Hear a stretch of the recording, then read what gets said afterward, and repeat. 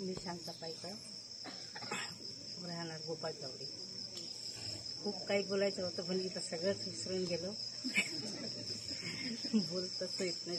पिंपळे परिवाराचं खूप खूप अभिनंदन करतो. त्यांनी आम्हाला या सहलीमध्ये याचं हे दिलं. जी मी बचपनापासून मला छोट्यापणी माझे आई वडील वारलेले आहेत. तेव्हापासून मी कधीच मी असं म्हणजे माझं लग्नही झालं नाही, मला घराच्या बाहेर कधीच वाट लावलं नाही ना, कधीच मी कुठं गेलेले नाही. तर जे आमच्या जनता कॉलनीमध्ये एक छोटासा झेंडा आहे, त्या झेंड्यापाशी आमच्या गल्लीमध्ये खूप जण राहतात पण कोणीच नाही येत. तर मग ही बाई आणि आम्ही दोघं कशाबशा करून आम्ही झेंडा चढवता. दसऱ्याला 14 एप्रिलला झेंडा चढवता, कोणाला आले त्याला तेवढ्याला बोलवता, हे करतात. त्याच्यामुळं यांची माझी ओळख झाल्यामुळं यायनं काय म्हणले यायची हीन गेल्या वर्षी आली होती म्हणून. त्याच्यामुळे त्याने म्हणजे आपण बी फॉर्म भरूता आणि फॉर्म भरल्यानं आपल्याला लागेल तर नंबर जाऊया, नाही गेलं तर राहूया.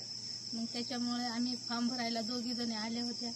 मग फॉर्म भरल्यानं माझं आधार कार्ड नव्हतं, त्यामुळं यायचं आधी भरलं, नंतर माझं भरलं. मग यांना शीट द्यायची होती तर याने शीट नाही म्हणल्यामुळे यानं नको म्हणून लागले. मग मागून आमचा नंबरच आला नाही त्या पेपरमध्ये. तर नाही काय की म्हणून डबल फोन लावल्यानं मग सरांनी हाय या म्हणून म्हणले. मग आले तेव्हापासून मग आम्हाला माझ्या पायाला पण लागलं रॅलीमध्ये, पण मला काहीच जाणवलं नाही.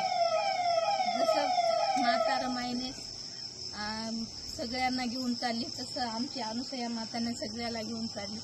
तसंच मला असं वाटलं की मला इतक्या दिवसापासून माझं माहेर मला भेटलं नव्हतं. आता मला ह्या क्षणामध्ये माझं माहेर भेटलं. मला इतके दिवस राहिलेत पण मला कशाचीच जाणीव झाली नाही, काय नाही.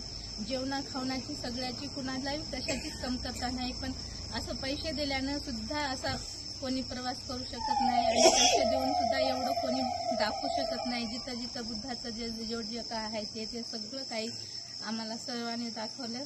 म्हणून त्याच्यासाठी पिंपळे परिवाराचा धन्यवाद. याची जी खुशी होती जायचं तिथं दुःख व्हायला लागलं.